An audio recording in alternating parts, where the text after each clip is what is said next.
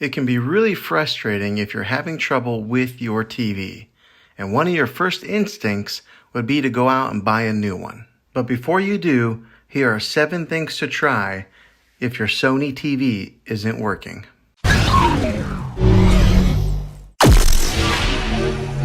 The first one is to trace the cable and make sure that your TV is actually plugged in. The second one, it might be an obvious one, but that's to make sure that the TV is turned on.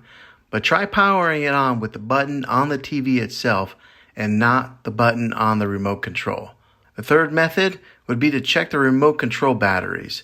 Maybe switch them out for a fresh set of new ones and then try turning it on that way. The fourth method is to make sure that your TV is on the right input or HDMI source. Number 5 is to check and make sure that the outlet is actually working.